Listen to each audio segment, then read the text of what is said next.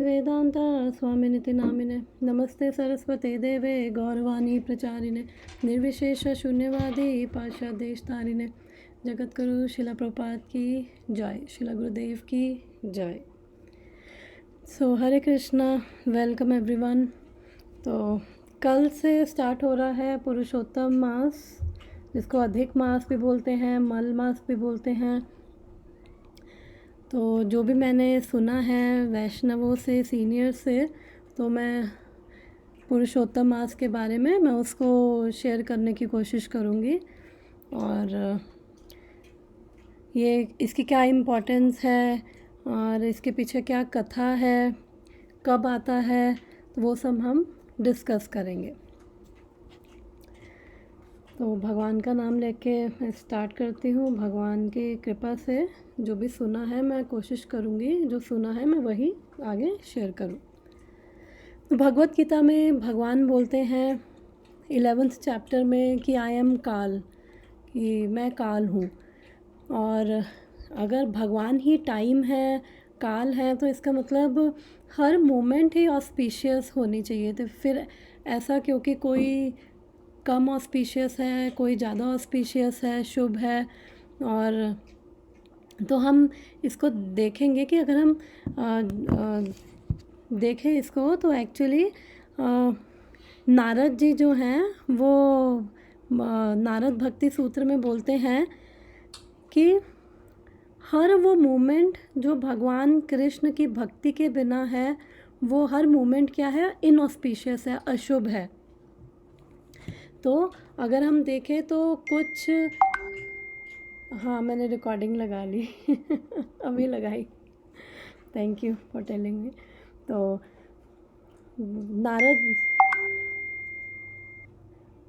हाँ मैं बता रही थी, यस। तो इसलिए भगवान ने कुछ जो सर्टन डेज हैं, मंथ्स हैं और डेट्स हैं, उनको एम्पावर किया। जैसे हमारी वो चलती है ना क्रिसमस सेल, दिवाली सेल, तो उसमें कम पैसों में हमें अच्छी डील मिल जाती है, बेनिफिट मिल जाता है। तो सिमिलरली ऐसे ही कुछ मंथ्स हैं जिनको भगवान ने एम्पावर किए हैं। और अगर हम उन महीनों में, उन तिथीज़ में, उन डेट्स में अगर हम जो भी डिवोशनल एक्टिविटीज़ करते हैं तो उसका हमें बहुत ही शुभ फल मिलता है। तो हम जो मटेरियल वर्ल्ड में हम लोग हैं, तो हम कुछ भी कर्म कर रहे हैं, कुछ भी एक्टिविटी कर रहे हैं, वो एक्टिविटीज़ क्या है, हमारे लिए बॉन्डेज का कारण है, बंधन का कारण है। और भगवान भी भगवत गीता में बोलते हैं कि मोटे मोटे 3 प्रकार के कर्म होते हैं, कर्म, अकर्म, विकर्म। तो कर्म क्या है, बेसिकली जो भी हम स्क्रिप्चर्स के अकॉर्डिंग कर रहे हैं और फिर हमें जो रिज़ल्ट मिल रहा है उसका हम इंजॉय कर रहे हैं, वो कर्म है। विकर्म क्या हो गया, जो स्क्रिप्चर्स के अगेंस्ट कर रहे हैं और जिसकी वजह से जो बुरे कर्म है, अशुभ कर्म है, उसकी वजह से हम कॉन्सिक्वेंसेस सफ़र कर रहे हैं। और अकर्म है, अकर्म वो होते हैं कि जिनके ना हमें अच्छे और बुरे कोई हमें कॉन्सिक्वेंसेस फेस नहीं करने पड़ते, हमें ना सफ़र करना पड़ता है। और हमें, बिकॉज़ चाहे कोई भी कर्म हो, अच्छा या बुरा, उसके कॉन्सिक्वेंसेस को, चाहे अच्छा शुभ फल हो चाहे अशुभ फल हो, उन दोनों को हमें भोगने के लिए ये शरीर लेना पड़ता है। लेकिन अकर्म ऐसे हैं कि हमें वो इस कर्मा साइकिल में नहीं बांधते हैं। तो फिर भगवान भगवत गीता में बोलते हैं कि अकर्म क्या है, कि जो भी हम भगवान को सेंटर में रखे, जो भी हम कर्म कर रहे हैं, जो हमें जिससे हमारी भक्ति बढ़ रही है, वो सब हमारे क्या है, अकर्म है। उसके लिए हमें अच्छे और बुरे कॉन्सिक्वेंसेस फेस नहीं करने पड़ते। तो अगर हम बात करें पुरुषोत्तम मंथ की, तो इस तरह की जो तिथि या इस तरह के जो मंथ होते हैं बहुत शुभ होते हैं। और देखा जाए तो इसके अंदर कोई भी शुभ तिथि अवेलेबल नहीं होती, क्योंकि पुरुषोत्तम महीने में, या इसको अधिक मास और मल मास भी कहा जाता है। मल मतलब स्टूल और अधिक एक्स्ट्रा मंथ। तो इसके अंदर कोई भी शुभ तिथि नहीं है, कोई भी अच्छा शुभ कार्य नहीं करता, जैसे मैरिज हो गई, कोई भी संस्कार नहीं होगा, उपनयन संस्कार, मैरिज, गृह प्रवेश और कोई भी शुभ कर्म नहीं होते। तो बेसिकली अगर हम देखें तो दो तरह की विधि होती है, एक होता है परमार्थ विधि, एक होता है स्मार्थ विधि। तो जो स्मार्थ विधि है वो स्मृति के ऊपर बेस्ड होती है, उसके ऊपर निर्भर करती है। और जो परमार्थ विधि होती है तो जो परमार्थ विधि यानी कि एक तरह से भगवत विधि हो गई। तो उसके अंदर बेसिकली जो हमारी भगवत विधि है और किसी व्यक्ति को, और ये किस पे डिपेंड करता है परमार्थ विधि और स्मार्थ विधि, कि किस व्यक्ति की क्या चेतना है, किस लेवल की उसकी चेतना है, उसके संस्कार किस लेवल के हैं, और उसने कितना भजन किया है पिछले जन्मों में, कौन सी गुरु परंपरा में जुड़ा है, और गुरु की कितनी कृपा है उस पर। तो उस हिसाब से उसका अधिकार है, उस हिसाब से उसकी एक्टिविटीज़ उसका अधिकार बनता है, एलिजिबिलिटी बनती है कि उसकी कितनी इंटेलिजेंस से क्या कर सकता है। तो उस हिसाब से उसका अधिकार प्रदान किया जाता है। तो कईयों का अधिकार केवल कर्म कांड तक होता है, वो स्मार्थ विधि है कि वो रिचुअल्स फॉलो करते हैं, क्योंकि उनका अधिकार उतना ही है, उतना ही उनको समझ आता है और उनके उतनी ही चेतना है, उतने कर्म है। और जो फिर चैतन्य चरितमृत में भी आता है, ब्रह्मांडे भ्रमिते कोनो भाग्यवान जीव, गुरु कृष्णा कृपा से वो उसे मिलता है भक्ति लता बीज। तो इसलिए गुरु और जब कृष्ण की कृपा होती है तभी भक्ति का अधिकार मिलता है। तो इसलिए परमार्थ जो विधि है उसके अंदर जो स्मार्थ विधि है वो कहती है कि जो पुरुषोत्तम महीना है या अधिक मास या मल मास है, इसके अंदर कोई भी शुभ कार्य नहीं होने चाहिए है। जबकि जो परमार्थ विधि है वो कहती है कि इस महीने में जो भजन करता है उसका भजन और परिपक्व यानी कि और पक्का हो जाता है, और उसको भजन का और बेनिफिट मिलता है। और इवन पद्म पुराण में भी एक श्लोक आता है, उसकी फर्स्ट लाइन तो भागवतम के श्लोक से ही मिलती है, सेकंड कैंटो का श्लोक है कि अकामा सर्व कामा व यो अधिक मास पर पूज्यते कर्माणि कृत्वा भस्मात् कर्मणम। आई थिंक मुझे प्रॉपरली याद नहीं है, तो बेसिकली उसका मीनिंग मैं बता देती हूँ क्या है कि अकामा सर्व कामा व यानी कि चाहे किसी की कोई कामना हो या चाहे किसी की कितनी भी इच्छाएं हो, चाहे किसी की कोई इच्छा नहीं हो, अन्य अभिलाषिता शून्यम की कोई इच्छा नहीं है, बस कोई इच्छा नहीं का मतलब कि बस भगवान के लिए भक्ति की इच्छा है। तो ये यो अधिक मास परिपूज्यते, तो जो ये पुरुषोत्तम मास में भजन करता है, सेवा करता है, भक्ति करता है, कर्माणि कृत्वा भस्मात् कर्मणम, यानी कि उसके सारे कर्मों के फल जो हैं वो भस्म हो जाते हैं, चाहे वो प्रारब्ध हो, अप्रारब्ध हो, कूट हो या बीज हो। तो हमने पहले भी डिस्कस किया हुआ है कि प्रारब्ध यानी कि जो अभी हम कर्म कर रहे हैं, जो अभी हमें जो बुरा हो रहा है, कुछ जैसे कोर्ट केस हो गए, फाइनेंशियल प्रॉब्लम्स हो गई, हेल्थ प्रॉब्लम्स हो गई, तो यानी वो प्रारब्ध कर्म किए हैं जो भी अभी इस जन्म में या पिछले जन्म में कुछ कर्म किए हैं, उसका भी फल मिल रहा है, इस वजह से हमें वो कॉन्सिक्वेंसेस फेस करने पड़ रहे हैं।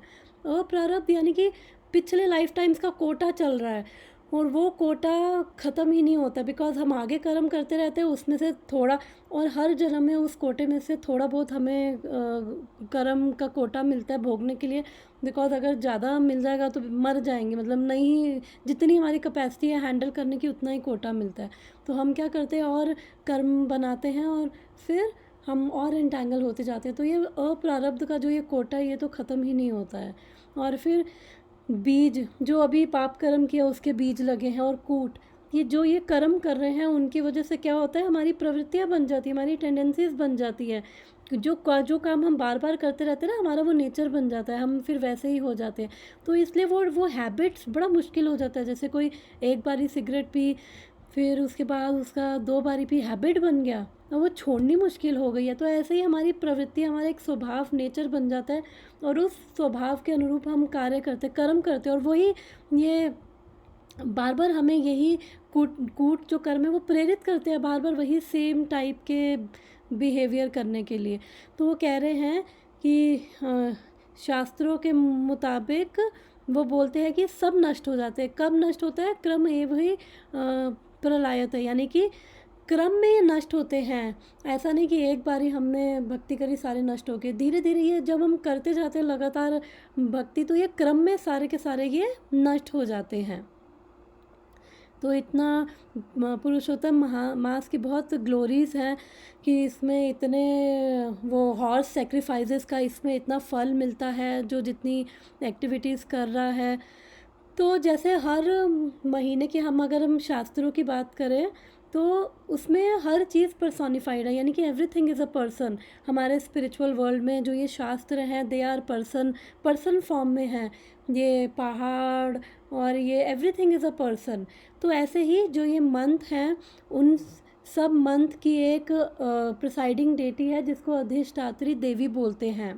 जैसे एकादशी होती है, जैसे तिथियाँ होती हैं, एकादशी भी हमें पता है कि वो भी देवी है। वैसे ही ये हर मंथ की जो है एक प्रिसाइडिंग डेटी, एक अधिष्ठात्री देवी है हर महीने की। तो अगर हम ये पुरुषोत्तम मास की बात करें तो इसको अधिक मास और एक्स्ट्रा मास इसलिए बोला जाता है क्योंकि अगर हम अपना वैदिक कैलेंडर देखें तो 2 तरह से होता है, एक लूनर कैलेंडर और एक सोलर कैलेंडर। यानी वो किस पे डिपेंड करता है कि जो सन का ऑर्बिट है सोलर कैलेंडर, और मून का ऑर्बिट है लूनर कैलेंडर, उस पे डिपेंड करता है।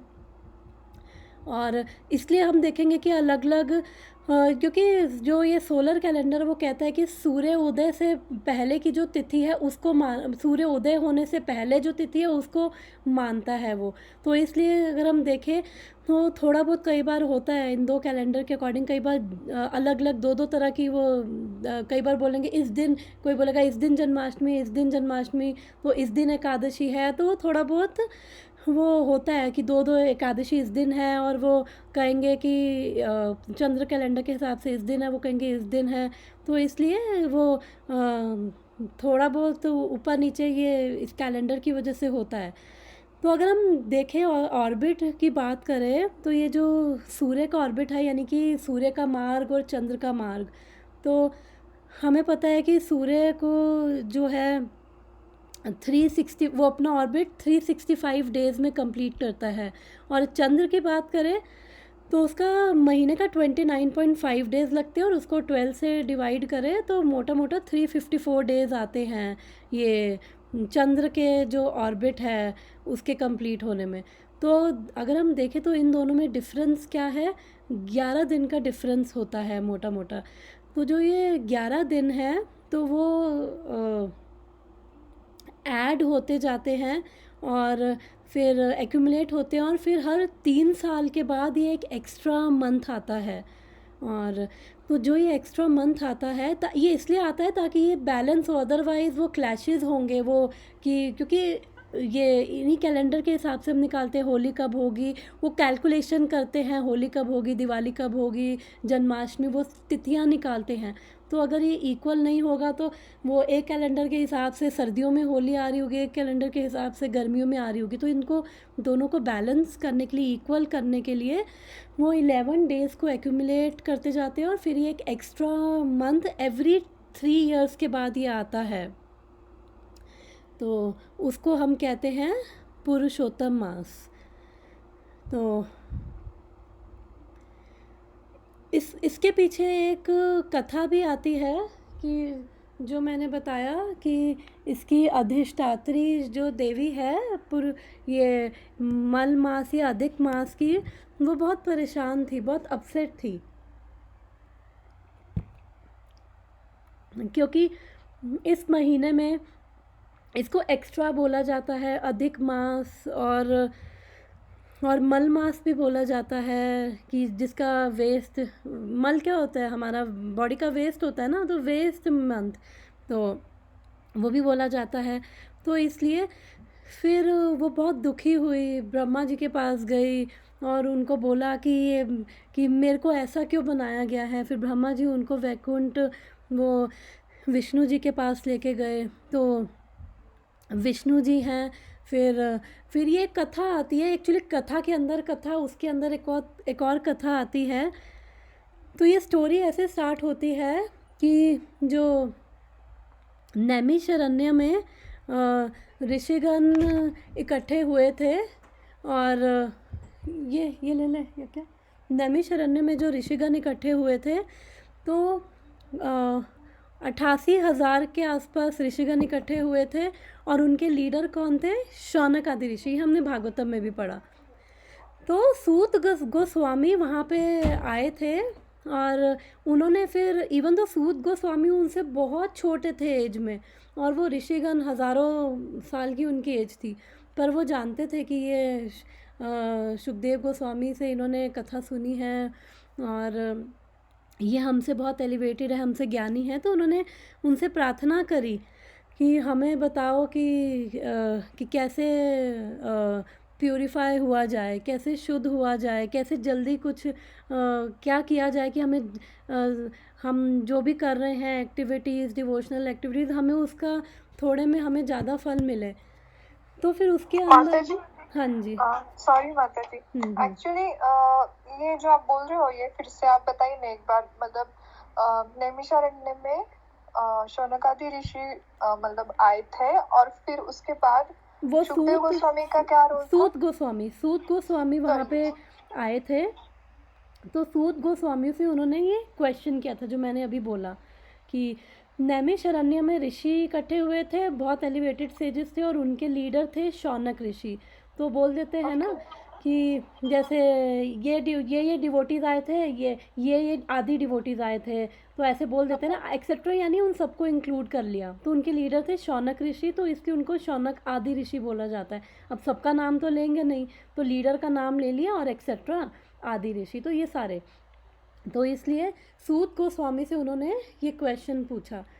फिर सूत गोस्वामी, उनको पता था कि सूत गोस्वामी ने पर वो सुखदेव गोस्वामी जी से वो कथा सुनी है, बहुत शुद्ध भक्त हैं, और फिर उनको वरदान भी मिला था सूत गोस्वामी को। हमने भागवतम में डिस्कस किया था बलराम जी से, क्योंकि उनका नाम मुझे याद नहीं आ रहा सूत गोस्वामी जी का। उनके पिता थे रोमहर्षण सूत, तो इसलिए फिर वो लॉन्ग स्टोरी है, उसमें स्टोरी में नहीं जा रही। फिर वो बलराम जी ने, वो भी भागवतम के बहुत बड़े प्रवक्ता थे, भागवतम की कथा करते थे, फिर बलराम जी ने उनको मार दिया था। तो फिर उसके बाद उनके पुत्र सूत गोस्वामी जी को उन्होंने वरदान दिया था कि आप उनकी कृपा, बलराम जी का उनके ऊपर आशीर्वाद था। फिर उन्होंने सुखदेव गोस्वामी से सुनी थी, और बहुत एलिवेटेड पर्सनालिटी, हमने उनकी क्वालिटीज़ भागवतम में पढ़ी थी सूत गोस्वामी की।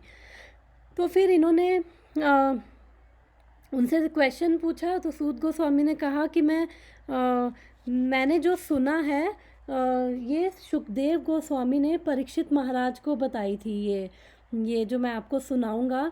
और फिर और ये जो सुखदेव गोस्वामी ने परीक्षित महाराज को ये कथा बताई, ये कथा नारद जी बद्रिका आश्रम में गए थे, और नारद जी ने ये नर नारायण ऋषि से ये सवाल पूछा था कि कैसे हम प्यूरिफाई हो। सोचो, नारद जी ये क्वेश्चन पूछ रहे हैं जो ऑलरेडी प्यूरिफाइड है, तो हम सबके लिए पूछ रहे थे कि कैसे ये जो कलयुग में ये कंडीशंस हो, कैसे मैं भी ऐसा क्या करूँ कि मैं भी उससे प्यूरिफाई हूँ, मैं भी शुद्ध हूँ।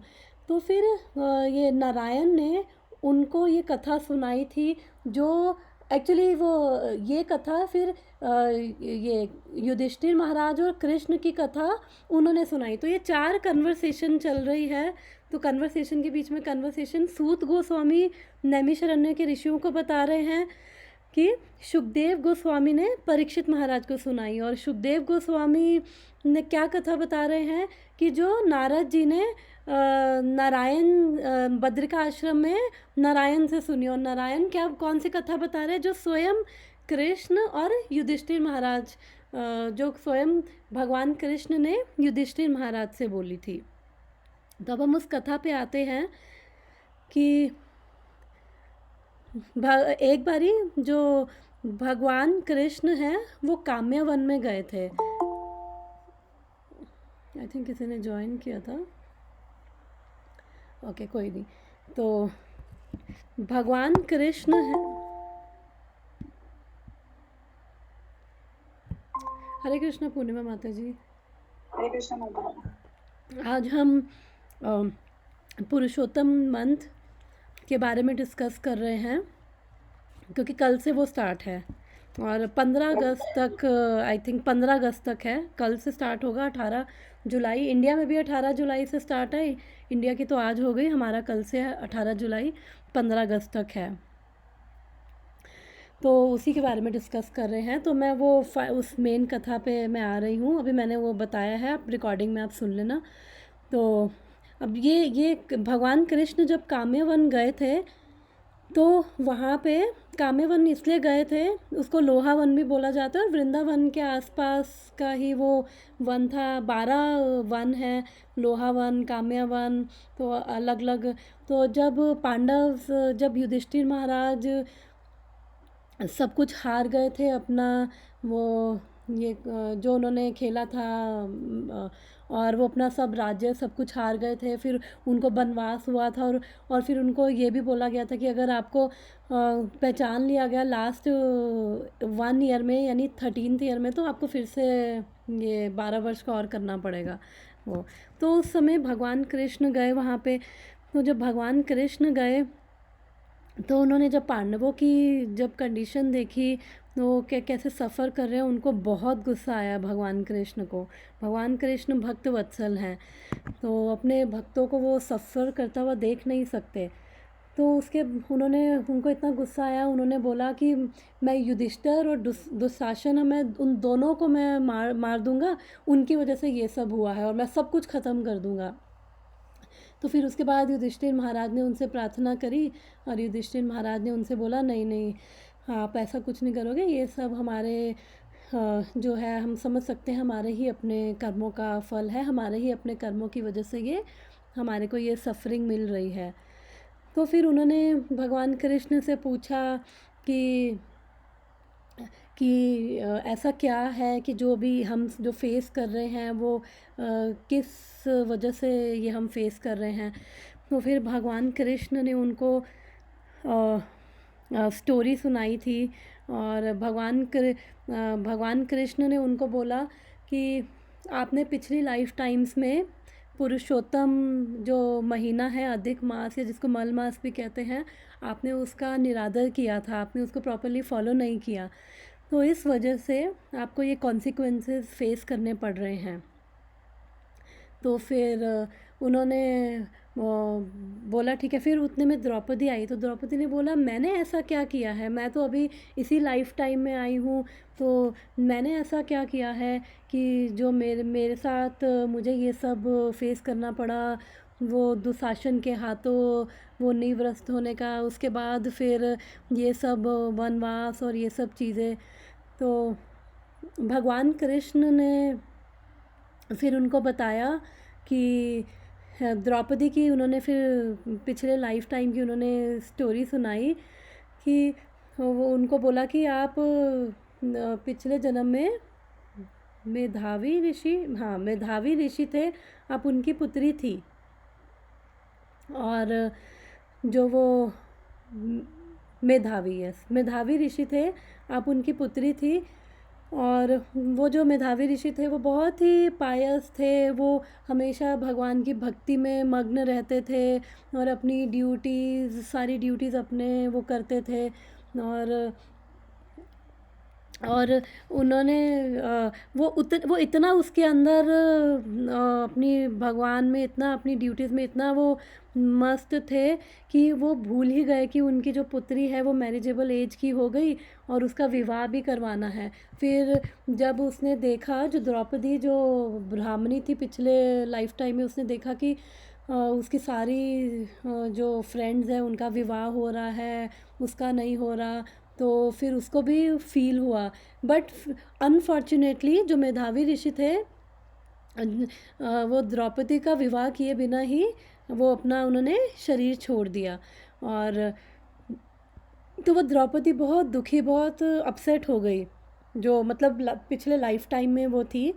तो उसके बाद वहाँ पे दुर्वासा मुनि जी आए और दुर्वासा मुनि ने, वो उनके मेधावी ऋषि के बहुत अच्छे फ्रेंड थे, तो उन्होंने पूछा कि अरे क्यों परेशान हो। तो फिर द्रौपदी ने बताया कि मेरी भी मैरिजेबल एज है और मेरा भी यूथ लॉस्ट हो रहा है, लेकिन स्टिल मैं सॉरी, मैं बार बार द्रौपदी बोल रही हूँ, वो पिछले लाइफ टाइम की जो ब्राह्मणी वो थी, उन्होंने बोला कि मेरा भी यूथ वेस्ट हो रहा है और मेरे को स्टिल मेरी मैरिज नहीं हुई।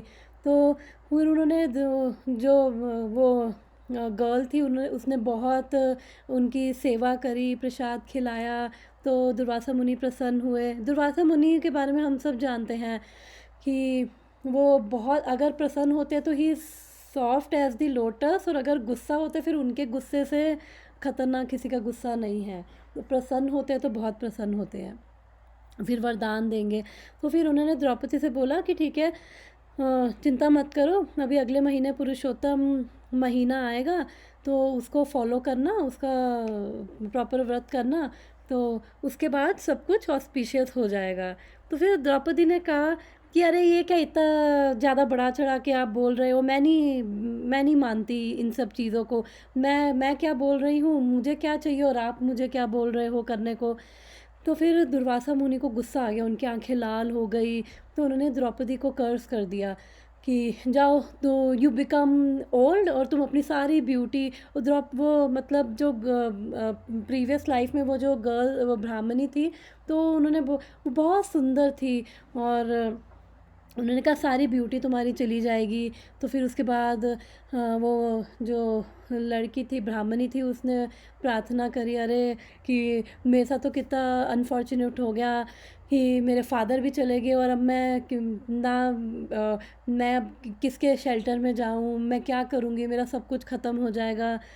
फिर उनको, दुर्वासा मुनि को उन पे दया आ गई। फिर उन्होंने बोला कि ठीक है, आप भगवान शिव का आप शरण लो और उनकी और फिर सब ठीक होगा। तो बट आपने ये निरादर किया है तो आपको कॉन्सिक्वेंसेस फेस करने पड़ेंगे। तो उन्होंने कहा कि नहीं, मैं इस लाइफ टाइम में और नहीं झेल सकती। तो उन्होंने कहा कोई बात नहीं, फिर नेक्स्ट लाइफ टाइम में आपको फेस करने पड़ेंगे कॉन्सिक्वेंसेस। तो उन्होंने कहा हाँ ठीक है, चलेगा। तो उन्होंने फिर वो भगवान शिव से उन्होंने आई थिंक 9,000 साल तक तपस्या करी, और फिर उसके बाद जब भगवान आए तो वो इतनी एक्साइटेड थी, तो भगवान शिव को देखकर इतनी एक्साइटेड हो गई, और फिर उसको था कि अब मेरी इच्छा भी पूरी हो जाएगी। तो फिर वो एक्साइटमेंट में वो बोल दिया, I want a husband, I want a husband, I want a husband, I want a husband, और आई वॉन्ट अ हस्बैंड 5 बार ये बोल दिया। भगवान शिव ने कहा तो तथास्तु, कि ठीक है, तुम्हें 5 पति मिल जाएंगे। तो उसने कहा क्या 5 पति? तो उसने कहा कि 5 पति नहीं, मुझे तो एक ही पति चाहिए। भगवान शिव ने कहा अब देखो, मैंने जो वरदान, तुमने 5 बार ही मांगा, और मैं जो वरदान देता हूँ फिर वो झूठा नहीं जाता। ये सब देवी देवता वो उन सब ने देखा, तो मेरा वरदान कभी झूठा नहीं होता। तो फिर उन्होंने फिर द्रौपदी ने जो ब्राह्मणी थी पिछले लाइफ टाइम की, तो उसने कहा अरे ये मैं कितनी एम्बेरस होंगी, ये तो कितनी बड़ी चीज़ है, इंसल्ट फील करूँगी, एम्बेरस। तो उन्होंने कहा ठीक है, नेक्स्ट लाइफ टाइम में ले लेना। तो फिर भगवान शिव जो हैं वो चले गए, और फिर एज़ पर द कर्स वो जल्दी ओल्ड एज में आ गई और शरीर छोड़ दिया। फिर जब द्वापर युग में द्रुपद महाराज ने जब यज्ञ किया था और वो फायर सेक्रीफाइस किया था, तो फिर उसमें से फिर हम सब जानते हैं कि द्रौपदी उसमें से आई थी। तो वो द्रुपद महाराज की पुत्री थी, तो वो नाम उनका द्रौपदी पड़ा। तो फिर इसलिए यहाँ पे उन्होंने भी फिर भगवान ने बताया कि आपने भी पुरुषोत्तम मास का भी आपने इंसल्ट किया, तो इस चक्कर में आपको भी ये सारे कॉन्सिक्वेंसेस फेस करने पड़े। फिर उन्होंने बोला उनको कि आप चिंता मत करो, अब नेक्स्ट महीने भगवान ने बताया नेक्स्ट महीने पुरुषोत्तम महीना आ रहा है, तो आप लोग दृढ़ ये निश्चय करके आप इसको फॉलो करो और आपके सारे वो ये अशुभ कर्म जो है सारे समाप्त हो जाएंगे और सब ऑस्पिशियस होगा। फिर भगवान ने जो कथा सुनाई, जो अब ये नेस्टेड कन्वर्सेशन चल रही है, जो मैंने बोला था सूत गोस्वामी जी बता रहे हैं नैमिषारण्य के ऋषि को, और यही फिर ये उन्होंने सुखदेव गोस्वामी ने बताई थी परीक्षित महाराज को, और यही जो नारद मुनि गए थे नर नारायण ऋषि के पास बद्रिकाश्रम में, नारायण ने उनको बताई। तो वो कथा बता रहे हैं कि जब ये जो ये अधिष्ठात्री देवी है पुरुषोत्तम मास की, वो जब ब्रह्मा जी के पास गई कि क्यों मैं मेरे को सब वेस्ट बोला जाता है, बहुत अपसेट थी, रो रही थी, तो ब्रह्मा जी ने उनको विष्णु जी के पास भेजा वैकुंठ में। तो जब वो विष्णु जी के पास गई तो वो रो रही थी, तो विष्णु जी ने कहा अरे वैकुंठ में तो कोई नहीं रोता है, तो वैकुंठ में तो सारे हैप्पी होते हैं, सारे खुश हैं। वैकुंठ यानी बिना किसी कुंठा के, बिना किसी मिजरी के। तो फिर उन्होंने बोला कि अब आप क्यों रो रहे हो यहाँ, वो भी वैकुंठ में आके। तो उन्होंने बताया कि देखो मेरी जो महीना है उसके मुझे मल मास बोला जाता है, अधिक मास बोला जाता है, कोई शुभ कार्य नहीं होता है, तो सब मुझे मैं बहुत अपमानित होती हूँ। तो इस तरह से जब वो गई तो उन्होंने जब विष्णु जी से ऐसे प्रार्थना करी, तो विष्णु जी उनको गोलोक धाम भगवान कृष्ण के पास ले गए। तो जो और एक लेक्चर में बता रहे थे कि वैकुंठ से गोलोक धाम 50 करोड़ योजन है। 50 करोड़ योजन, एक योजन होता है 8 माइल्स, तो 50 करोड़ योजन हम कैलकुलेट कर सकते हैं, इतना डिस्टेंस है वैकुंठ से गोलोक धाम भगवान के धाम कृष्ण का डिस्टेंस जो है। तो वैकुंठ में भगवान का बहुत तेज है, तो वो इतना तेज था वैकुंठ का कि वो जैसे ही एंटर भी नहीं कर पाई, कि इतना उनको तेज फील हुआ कि वो विष्णु जी के पीछे छुप गई। तो विष्णु जी के पीछे छुपी, विष्णु जी जैसे ही गोलोक धाम भगवान कृष्ण के पास गए, तो वो पीछे छुपी हुई थी, और जैसे कोई सुबकते हुए रोते ना, ऐसे करके वो रो रही थी। तो भगवान कृष्ण को बहुत हैरानी हुई कि ये गोलोक वृंदावन धाम है, यहाँ पे एवरीबडी इज़ सो ब्लिसफुल, ये चिंतामणि धाम है। ब्रह्मा जी ब्रह्म संहिता में कितनी ग्लोरीज गाते हैं, कितनी प्रेयर्स करते हैं कि इस जो धाम है इसमें हर स्टेप पे every step is a dance और every word is a song, और जो एवरी जो वर्ड है वो सारे भगवान की वो उत्तम श्लोक है, वो सारा वो भगवान की ग्लोरीज है। और यहाँ पे एवरीबडी इज़ सो ब्लिसफुल इस वृंदावन धाम में, और यहाँ पे तो कोई नहीं रोता है, और इवन ना भगवान रोते हैं ना कोई रोता है। इवन वो बृहद भागवतम में भी आती है कि गोप कुमार की कहानी कि जब गोप कुमार की पूरी स्टोरी आती, कैसे वो अलग अलग प्लैनेट्स में अलग अलग वो स्पिरिचुअल पहले ये हमारे मटेरियल प्लैनेट से होते हुए अलग अलग स्पिरिचुअल प्लैनेट्स में गए, फिर उसके बाद उनको सेटिस्फैक्शन नहीं मिली। जब वो फाइनली गोलोक धाम वृंदावन गए, वहाँ पे भगवान कृष्ण अपने गोपों के साथ गाय चरा रहे थे, थोड़ी वहाँ पे मिट्टी थी, इतना सुंदर था वो। जब उन्होंने भगवान कृष्ण को देखा उनको बहुत सेटिस्फैक्शन हुई, और जब भगवान कृष्ण ने गोप कुमार को देखा तो भगवान कृष्ण भागते हुए आए, उनको हग किया, एम्ब्रेस किया, और भगवान फेंट हो गए। और उसके बाद फिर गोप कुमार भी फेंट हो गए। जब गोप कुमार उठे तो उन्होंने देखा भगवान अभी तक बेहोश है, और जब बेहोश फिर उनको देखकर जो ये गोप थे वो रोने लग गए कि अरे भगवान बेहोश हो गए। और उनका रोना हमारे रोने की तरह नहीं होता कि out of insecurity, pain, suffering, envy, हमारा रोने की तरह नहीं। उनका होता है आउट ऑफ एक्सटेसी, वो जॉयफुल, वो भगवान से सेपरेशन। भगवान को वो ऐसा देख नहीं सकते, तो उनको वो चिल्ला उठे, तो उनको देख के गोपियाँ आ गई, वो उनको देख के वो चिल्ला उठी। फिर राधा रानी आ गई, वो उनको ऐसा देख नहीं पाई भगवान को। फिर नंद बाबा सब आ गए। फिर बलराम जी आ गए, बलराम जी भी वो रोने लगे। फिर बलराम जी को रियलाइज़ हुआ ये तो भगवान है, ये तो सुप्रीम पर्सनालिटी ऑफ गॉड है, इनको कुछ नहीं होता, ये तो परम पुरुष है, परम भगवान है। फिर बलराम जी ने उनको कहा कोई बात नहीं, चिंता मत करो, इनको आप यू रब हिज बॉडी, और जैसे आप इनको टच करोगे he will again regain his consciousness. तो ऐसे हैं हमारे भगवान श्री कृष्ण, ऐसे भक्त वत्सल हैं, इतना प्रेम करते हैं। गोप कुमार को उन्होंने देख के कहा अरे इतनी लाइफ टाइम्स तुमने लगा दी, मैं तुम्हारा कितने जन्मों से इंतज़ार कर रहा था, मुझे लगा था तुम अब आओगे, तुमने इतने जन्म लगा दिए आने में। तो ऐसे हमारे वो प्रेमी हैं, ऐसे प्रेमी हमारे भगवान कृष्ण हैं, ऐसे भक्तों से प्रेम करते हैं, और वो सबका इंतज़ार कर रहे हैं, क्योंकि हम सबका जो फाइनल जो हमारा होम है वो भगवान का धाम है, और वो हमारी फाइनल डेस्टिनेशन है। हम यहाँ पे आए हुए हैं, ये टेम्परेरी है, ये हमारा किराए का घर है, तो किराए के घर में हम कभी कंफर्टेबल नहीं हो सकते, टेम्परेरी है। और हम हमेशा जो भी किराए पे होता है यही सोचते हैं कि कैसे परमानेंट अपना घर हो। तो हमारा अपना घर भगवान का धाम है, हमारा अपना स्थान भगवान के साथ है, और वहीं पे ही हम we can be really blissful happy. तो मैं भावनाओं में बह जो वापस स्टोरी पे आती हूँ। तो कहने का पॉइंट ये था कि भगवान के धाम में कोई कभी नहीं रोता। तो अगर ऐसे रो रहा है, या फिर भगवान भी अगर रो रहे हैं, जैसे द्वारका में भगवान कई बारी रोहिणी माता से भगवान की रानियाँ वो कई बार बोला करती थी, ये कृष्ण रात को सोते समय ये स्वप्न में जाते थे, स्वप्न देखते थे जब गोपियों का, व्रजवासियों का, तो ये बेड से गिर जाते थे, रोने लग जाते थे, और इनका रोना हमसे देखा नहीं जाता था। और भगवान कृष्ण भी जितना जो भक्त होते हैं वो सेपरेशन फील करते हैं, भगवान भी उनका ध्यान करते हुए भगवान की आंखों में वो आउट ऑफ लव, एक्सटेसी, वो प्रेम के कारण वो इमोशंस जो थे वो ट्रांसेंडेंटल भगवान के जो इमोशंस हैं, और ऐसे ही भगवान के शुद्ध भक्तों के इमोशंस हैं वो दिव्य इमोशंस हैं।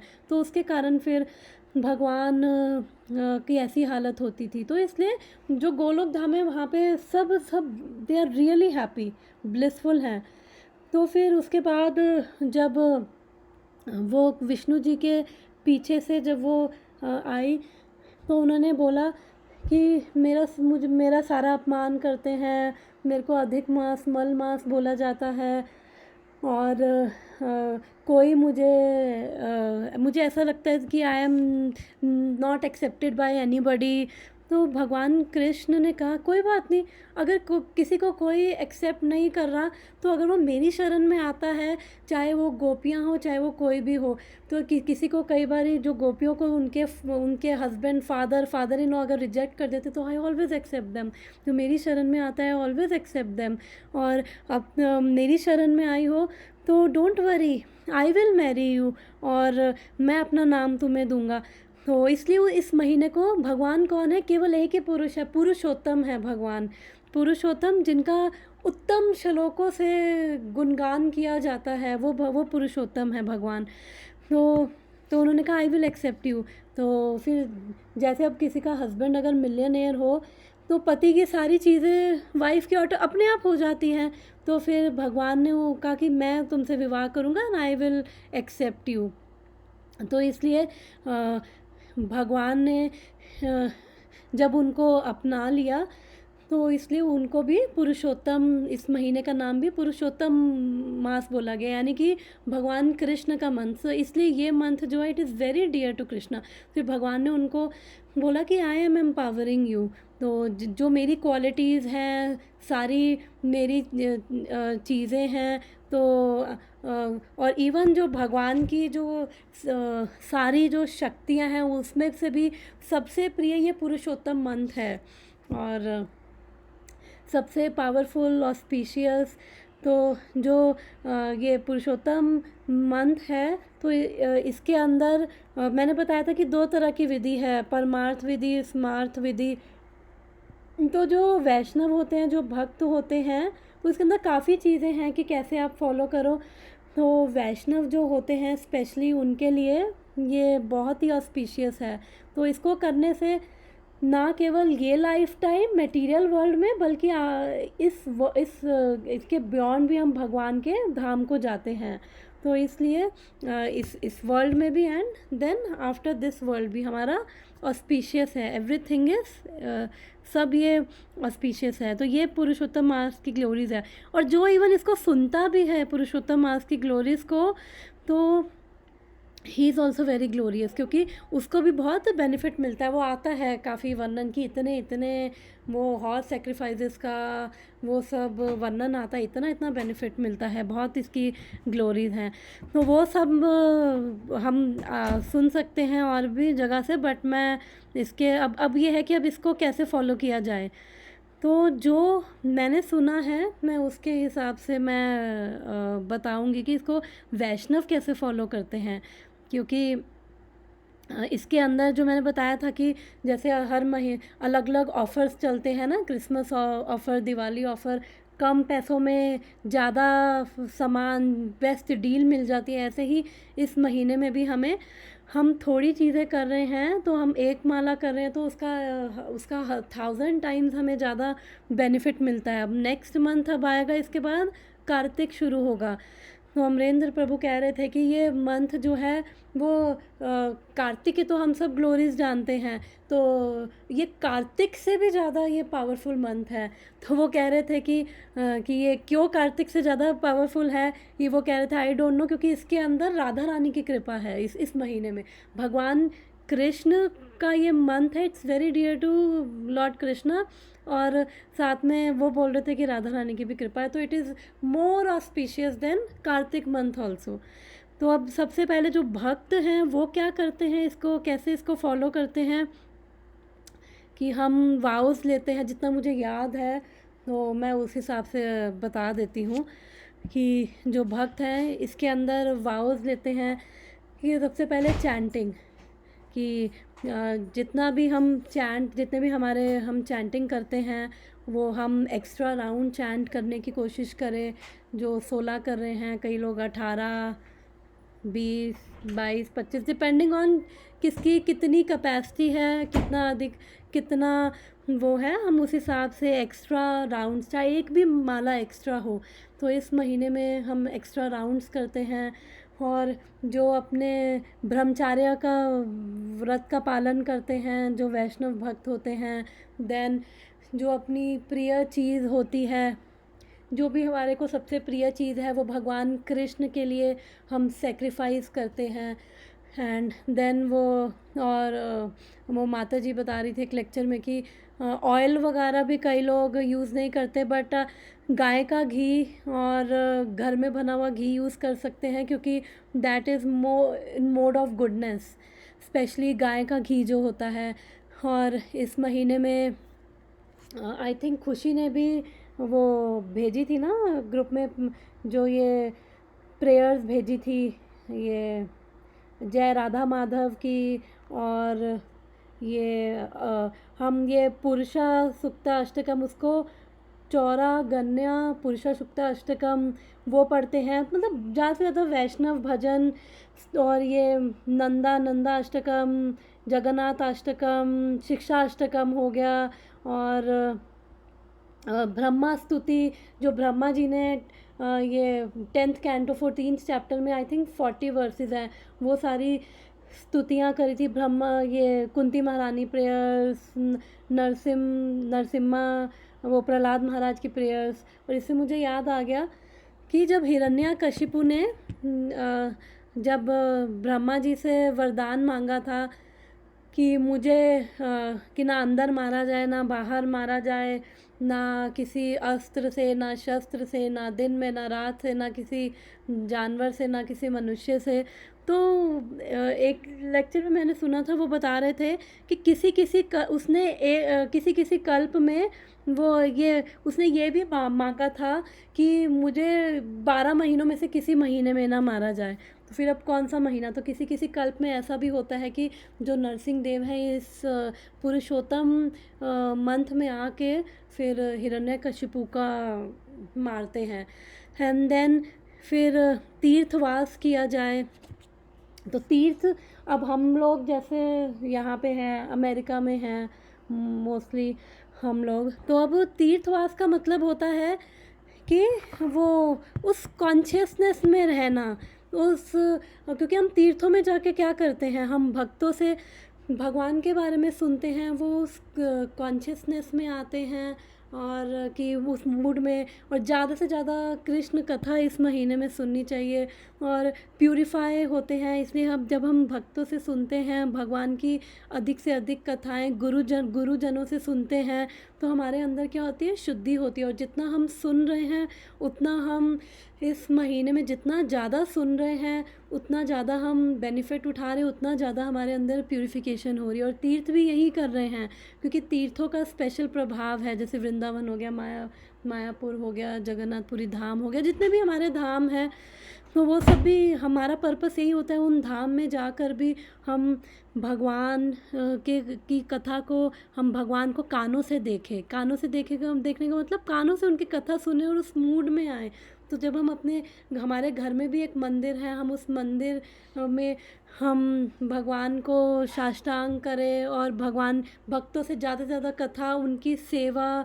और फिर साष्टांग से मुझे याद आ गया कि जैसे हम जनरली हर कोई एक बारी तो मंदिर में जाके अपना भगवान को वो पूरा डंडे की तरह लेट के हम प्रणाम करते ही हैं। एक बारी तो हर कोई मिनिमम इतना तो करता ही है। तो बोला गया है कि मिनिमम 3 बारी तो करें। उससे क्या होता है कि हमारा अहंकार नष्ट होता है। बिकॉज़ अगर हम किसी के, जितना हम अहंकार होता है ना, तो उतना हमें झुकने में दिक्कत होती है, चाहे वो भगवान के आगे हो, चाहे वो दूसरों के आगे हो। तो जब हम भगवान को बार बार वो साष्टांग करते हैं, तो उससे क्या होता है, हमारा अहंकार नष्ट होता है और हम भी विनम्र होते हैं। और फिर ये भी बोला जाता है कि सोने का त्याग करना चाहिए। इसका मतलब कि आपको चैरिटी भी देनी चाहिए। जो प्रॉपर जो वैष्णव है, चैरिटी भी भगवत गीता आता है, भगवत गीता में भगवान बोलते हैं राइट पर्सन को राइट टाइम पे देनी चाहिए, अदरवाइज़ उसके कॉन्सिक्वेंसेस भी हमें फेस करने पड़ सकते हैं। तो इसलिए वैष्णवों को जो हैं, ब्राह्मणों को जो हम चैरिटी दे रहे हैं, अगर गोल्ड नहीं दे सकते तो वो कह रहे थे कि आप या तो आप सोना त्याग दें या फिर आप सोना ही त्याग दें, यानी कि जो अपना बॉडीली नीड्स हैं उसको मिनिमाइज़ करें।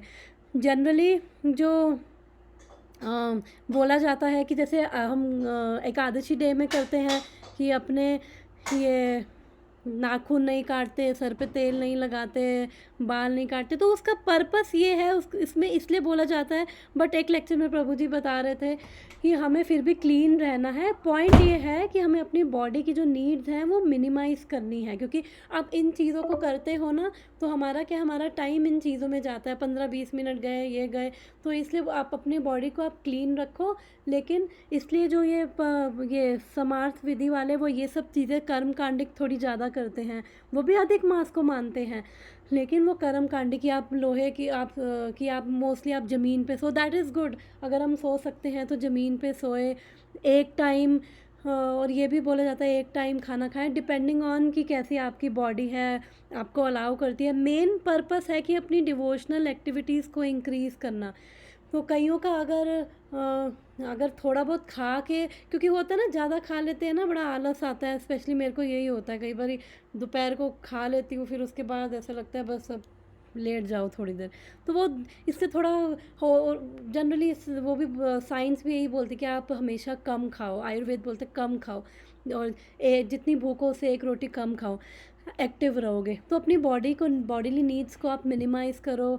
और जो कई भक्त हैं वो एक बार ही अन्न ग्रहण करते हैं, बाकी टाइम फ्रूट्स।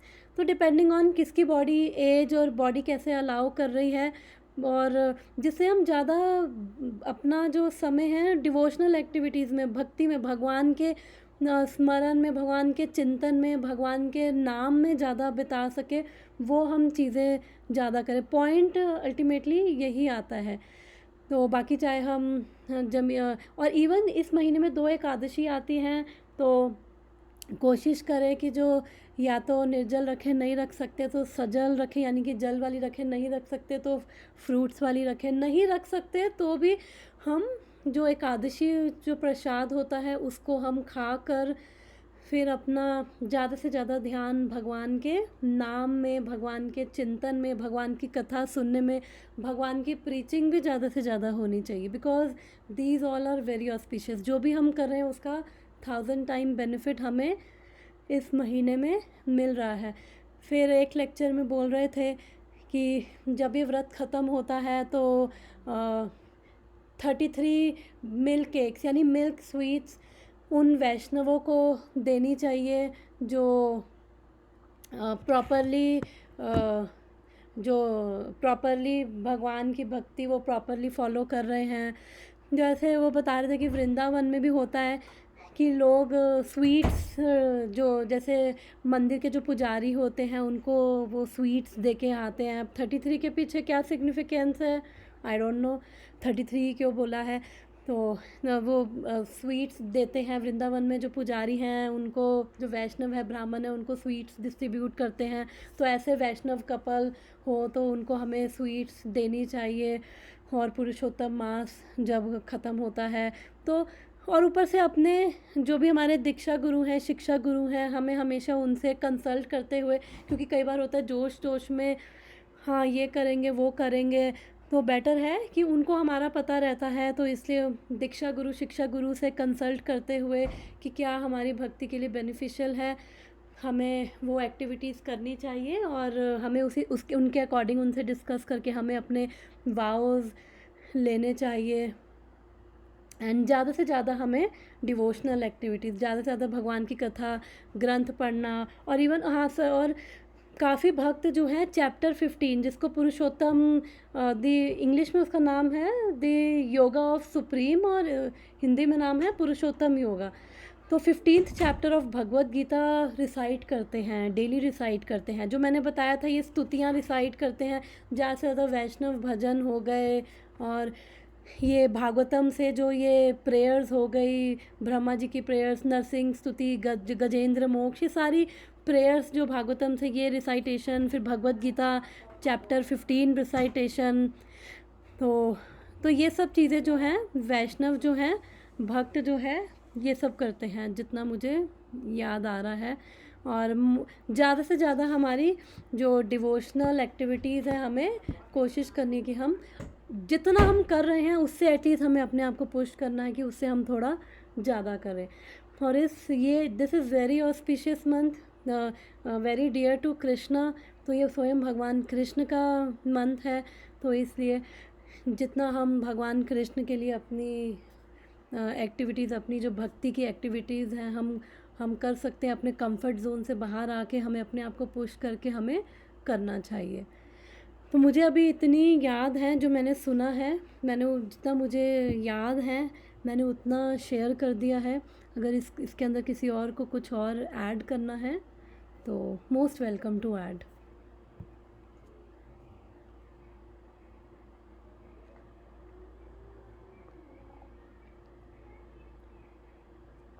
माता जी, ये जो स्तुतियाँ है ये सब एक्चुअली मतलब पहले पढ़ी नहीं है मैंने ऑनेस्टली, तो मैंने मतलब देखा स्तुतियाँ कि मैं कैसे पढ़ूंगी, तो थोड़ा डिफिकल्ट जा रहा है माता जी पढ़ने के लिए। आई थिंक यूट्यूब पे मिल जाएंगी, यूट्यूब पे ना हमारे तो वो हमारे ही वैष्णव भक्तों के द्वारा ये मिल जाएंगी। तो सुनने मतलब सुन के भी शायद वो एक ही बात है, हम वो खोल के उनको सुन सकते हैं, उनसे फिर धीरे धीरे रिसाइटेशन हम सीख सकते हैं। या फिर हम सुबह चैतन्य चरितमृत पढ़ते हैं तो हम उसमें से लास्ट के 10 मिनट्स हम कुछ ना कुछ इनमें से रिसाइट कर लिया करेंगे। ठीक है माता जी, दैट विल बी हेल्पफुल। तो हम कल भगवत गीता से स्टार्ट करते हैं। भगवत गीता इज़ ऑल्सो मतलब 15 चैप्टर्स स्पेशली, और हम देखते हैं डेली हम कुछ ना कुछ लास्ट 10 मिनट्स चैतन्य चरितमृत के 10-15 मिनट्स हम रिसाइटेशन कर लेंगे इनमें से। श्योर माता जी, thank you so much. Okay, thank you जी। यूट्यूब में ना राधा कृपा कटाक्ष फिर जगन्नाथ अष्टकम और भी हाँ, कुछ ये कुछ ना सब मिल जाएगा। आई थिंक हम मिल जाएगा नहीं, हमारे। विथ लिरिक्स के साथ है, मैं भेजती हूँ जो मुझे मिलता हाँ, है, तो आप sure sure, that will be really nice, group में भेज देना। हाँ ऐसा कर सकते हो। मैंने राधा कृपा कटाक्ष ऐसे ही सुना था, आप ऐसे निकाल लो पेज में, और उसमें लिखा हुआ रहता है लिरिक्स के साथ साथ, आप अगर गाओगे ना कुछ दिन तो फिर आपको आदत पड़ जाएगी, मतलब हो जाएगा फिर। बिल्कुल बिल्कुल। तो अदरवाइज़ हम एक टाइम सेट कर सकते हैं शाम को 10-15 मिनट हम रिसाइटेशन के लिए। अदरवाइज़ मॉर्निंग में तो हम करते ही हैं, बाकी देखेंगे शाम को तो हम पढ़ ही रहे हैं, मतलब मंडे टू थर्सडे हमारा शाम को हो ही जाता है। तो देखते वी कैन डिसाइड। तो और किसी को कुछ ऐड करना है इसमें, एनीथिंग एल्स? तो आई होप हम सब भगवान की कृपा से इस महीने का हम प्रार्थना करें कि हम इस महीने का अधिक से अधिक लाभ उठा सके, अधिक से अधिक भगवान का ध्यान कर सके, और भगवान का नाम जाप, भगवान के बारे में पढ़ना, भगवान के बारे में सुनना हम सब अधिक से अधिक कर सके। तो फिर आज यहीं पे स्टॉप करते हैं। थैंक यू सो मच, और कल मिलते हैं। Yes sure sure. मैं जब आपको वो पूछ रही थी ना, जो आपने 4 अलग अलग ये बोली, मतलब जो इंसिडेंसेस हुए थे भागवतम के, जो मतलब वो कन्वर्सेशंस जो मैंने बोली है। Yes yes. तो माता जी उसमें मुझे ना हमेशा यही कंफ्यूजन होता है, मैं बार बार पूछती हूँ कि मतलब नैमिषारण्य में शौनकादि ऋषि थे, तो शौनक उनके लीडर थे, राइट? हाँ जी। तो माता जी सूत गोस्वामी फिर किस कन्वर्सेशन में आते हैं? सूत गोस्वामी जी ने श्रीमद् भागवतम सुखदेव गोस्वामी से सुनी थी। जब सुखदेव गोस्वामी ने परीक्षित महाराज को सुनाई थी, उस ऑडियंस में सूत गोस्वामी प्रेजेंट थे। फिर उन्होंने वहाँ से भागवतम सुनी थी, और फिर बाद में सूत गोस्वामी नैमिषारण्य से जब होके गुजर रहे थे, तब उनको वहाँ पर शौनक आदि ऋषि मिले थे। तब उन्होंने वहाँ पे सेकेंड टाइम फिर उन्होंने भागवतम सुनाई थी नैमिषारण्य में। ओके ओके माता जी, अभी क्लियर हुआ मुझे। ओके, थैंक यू माता जी। थैंक यू माता जी। मुझे ना आपकी लाइन अच्छी लगी, वो मतलब it's really strike my heart कि ये शरीर किराए का है, और इसमें कभी किराए के घर में भी हम खुद किराए में रह रहे हैं। तो ये फीलिंग आती है कि अपने किराए के घर में we can not be that comfortable. Yes yes yes. तो ये मतलब ये बात समझ में आ गई। थैंक यू माता जी। भगवान की प्रेरणा से कई बार कुछ बातें निकल जाती है, भगवान की कृपा से। ये अच्छा लगा। थैंक यू माता जी। मुझे ना एक वीडियो सुनी थी कि पुरुषोत्तम मास ना इज अ पर्सन, हम ये कैसे माने, बिकॉज भगवान ने जब सब में कॉन्शियसनेस डाली है, तो पुरुषोत्तम मास में भी कॉन्शियसनेस है। तो मतलब कई बार पूछते हैं कि somebody says कि ये क्या ये पर्सन है, मैं हाँ ये पर्सन है। यस पे मैं, क्योंकि मैंने स्टार्टिंग में बताया था कि everything is personified in spiritual world. हमारे शास्त्र हैं, हम